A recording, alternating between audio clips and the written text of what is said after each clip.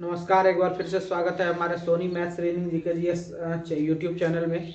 आपको पता है कि हम इस सीरीज में क्लास 12th का मैथ, जिसमें कि अभी हम recently inverse trigonometrical function start किया हुआ है।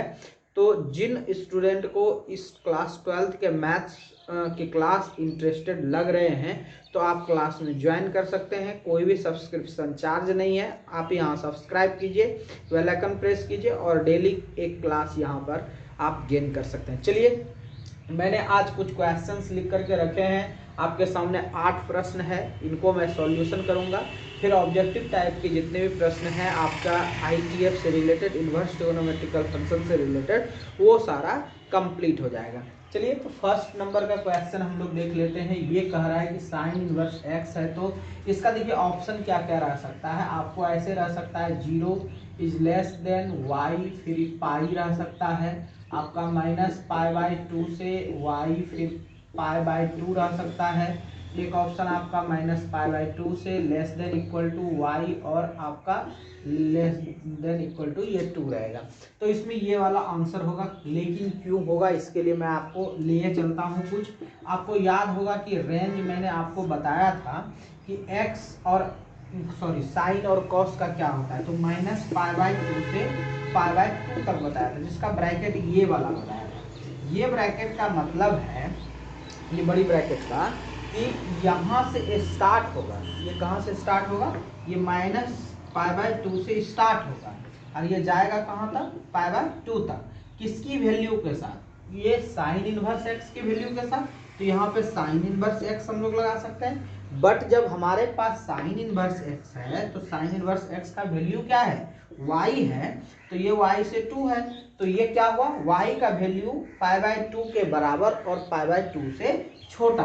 तो π/2 से छोटा और π/2 तक। अब -π/2 से बड़ा और ये, तो ये वाला ऑप्शन आपका होगा। यानी कि आपका sine inverse X is equal to Y यदि कहीं लिखा है तो आपका सही आंसर ये हो जाएगा। अब ये जिस ऑप्शन में रहेगा उस ऑप्शन का आप चयन करोगे। चलिए, हम लोग चलते हैं नेक्स्ट क्वेश्चन की तरफ। सेकेंड नंबर का क्वेश्चन है। देखिए, एक तो आपका ये आप ऐसे बना सकते हो इसको, y इज इक्वल टू, ये आपका हो जाएगा फर्स्ट टर्म है y1 माइनस y2 हो जाएगा। y1 इज इक्वल टू आपका दिया हुआ है tan इनवर्स √3 है। तो आप tan को इधर लेकर के आओगे तो tan, ऐसे इतना करने की कोई आवश्यकता नहीं है, बट मैं आपको डिटेल करके ये बना करके दिखाता हूँ। अब ये √3 को हम लोग क्या लिख सकते हैं? 60 डिग्री। इतना भी नहीं करना है, डायरेक्टली हम कर सकते हैं, लेकिन मैं आपको डिटेल के लिए, अब ये π/3 हो गया, 10 कैंसिल, y1 का मान हो गया π/3।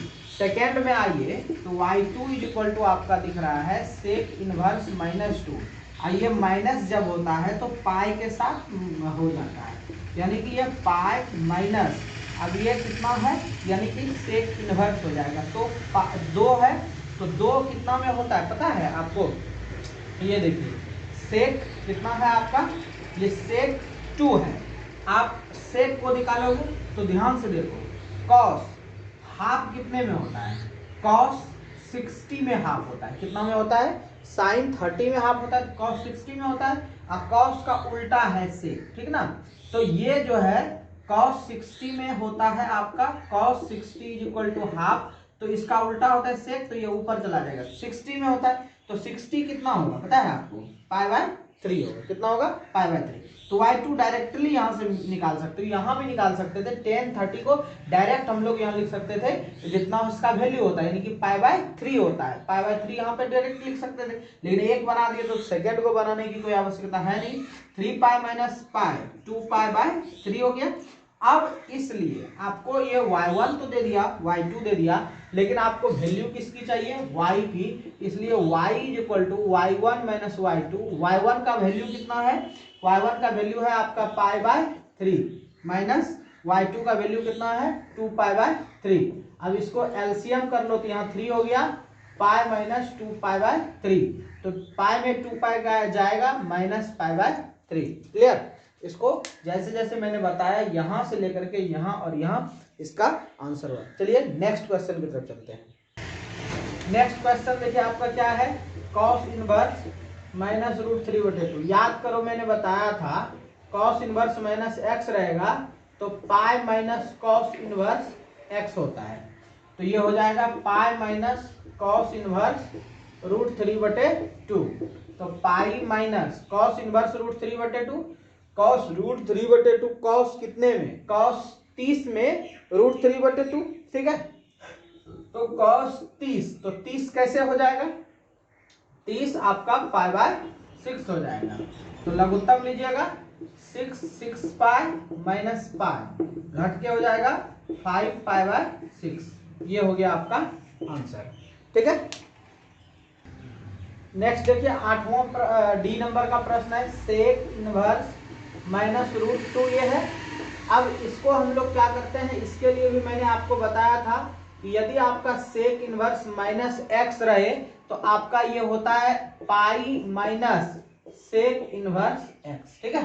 तो ये कितना हो गया, pi minus sec inverse root 2।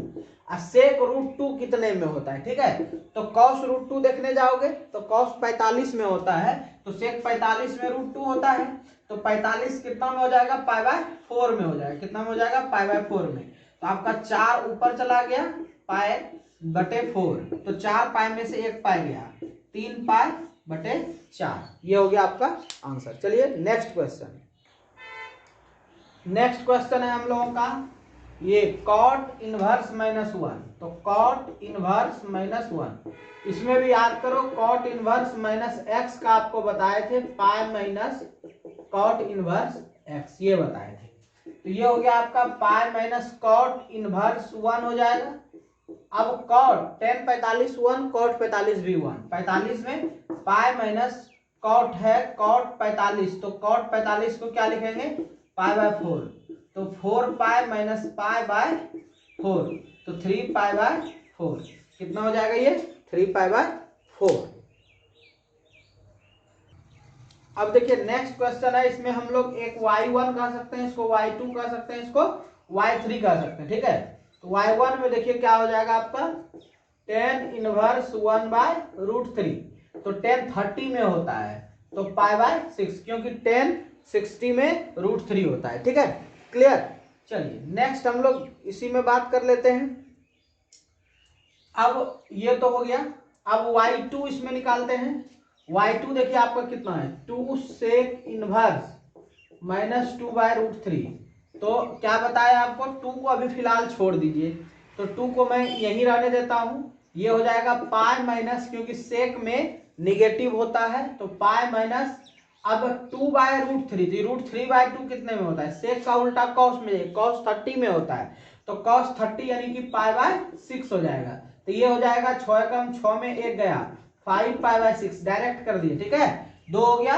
अब y3 ले लो, y3 में कितना है, साइन हाफ है। ये तो डायरेक्ट है ही, माइनस तो है नहीं, माइनस भी रहता तो कोई दिक्कत नहीं। साइन हाफ कितने में हो जाएगा, साइन 30 में हाफ होता है, तो साइन पाई/6 हो जाएगा। कितना हो जाएगा, पाई/6।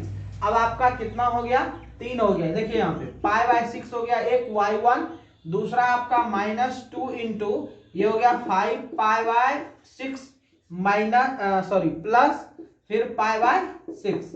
अब ये कितना हो गया, 2 तिहाई 6 कट गया, 1 पाई 2 पाई/6 यहाँ पे हो गया, ये वाला में 2 इंटू पाई/6, क्योंकि 2 गो है जुट जाएगा।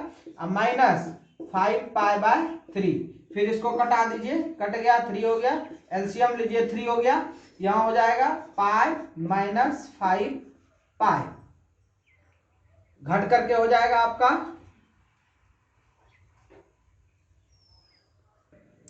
तो ये हो गया पाई माइनस 5 पाई, तो -4 पाई/3। ये हो गया इसका आंसर। चलिए नेक्स्ट और ये लास्ट देखिए, कॉस माइनस है। कॉस माइनस में आपको पहले बता दिए हैं कि पाई माइनस कॉस इनवर्स एक्स ये होगा, और कॉसेक जो है, कॉसेक में डायरेक्ट माइनस हो जाएगा, यानी कॉसेक इनवर्स माइनस एक्स रहे तो ये माइनस कॉसेक इनवर्स एक्स हो जाएगा, ये हो जाता है। तो कॉस में आपका क्या हो जाएगा, pi minus cos inverse half, और इसमें डायरेक्ट माइनस हो जाएगा 3 कॉसेक इनवर्स 1, ठीक है। नेक्स्ट स्टेप ये हो गया पहला, पाई माइनस कॉस हाफ कितना में होता है 60 में, तो 60 यानी पाई बाय 3 हो जाएगा, -3 इंटू कॉसेक 1 किसमें होता है, याद करो साइन का उल्टा ये करना है, साइन 0 0 होता है, साइन 90 में जाकर के होता है, तो ये 90 होगा, तो 90 पाई बाय 2 कहलाता है। ये हो गया आपका, ये तीनों को एक साथ कर दो, लघुत्तम ले लिया यहाँ पे। अब ये देखिए 3 नीचे हो गया, 3 और 2 6 हो गया, 6 एकम 6 6 पाई, -3 दूनी 6 2 पाई, माइनस 2 तिहाई 6 3 तिहाई 9 पाई, तो ये हो गया 9 2 11 और ये 6 पाई, 6 में से 11 पाई घटा, -5 पाई बाय 6, ये हो गया आपका। और उसके बाद इसी में +2 cot इनवर्स 1 है, ठीक है, तो अब उसको भी कर देते हैं, ठीक है। तो cot इनवर्स कितना है 1 है, तो cot 45 में होता है, तो 2 इंटू cot इनवर्स 1 यानी कि पाई बाय 4 कितना हो जाएगा, पाई बाय 4, 2 दूनी 4, पाई बाय 2 हो गया, क्योंकि 10 और cot दोनों में एक क्या होता है, पाई बाय 4, 10 45 1 cot 45 1, तो ये हो गया आपका -5 पाई बाय 6 अब प्लस पाई बाय 2, एलसीएम ले लो, 6 हो गया, 6 कम 6 तो यहाँ -5 पाई हो गया, प्लस 2 तिया 6 यहाँ 3 पाई हो जाएगा। अब 3 पाई में 5 पाई घटा दो, -2 पाई बाय 6, 2 तिहाई 6, -पाई बाय 3, क्लियर, ये हो गया आपका। चलिए नेक्स्ट, अब देखिए लास्ट सवाल है, तो इसको देखिए हम कुछ करते हैं, ठीक है। आप लोग पढ़े होंगे sin x = √1 - cos square x, ये पढ़े होते, ठीक है। तो ये जो पढ़े थे ना, तो उसी के हिसाब से यहाँ पर हम बना रहे हैं एक सवाल। साइन इनवर्स √x है ना, तो इनवर्स को रहने दीजिए, तो cos में आएगा कि इनवर्स रह जाएगा, और √1 - ये cos के जगह जो है ना, cos का जो ये है फॉर्म अंदर वाला, ये हो जाएगा, यानी कि ये फॉर्मूला होता है, ठीक है। यानी कि साइन इनवर्स x यदि रहेगा, उसको यदि हम cos में तब्दील करेंगे, तो √1 - x² इसमें लगाना है, ठीक है। ये हो गया cos इनवर्स √1 - ये जो x² रूट में है, ये x हो जाएगा बाहर आकर के। अब इतना, अब प्लस इसमें है साइन इनवर्स √1 - x।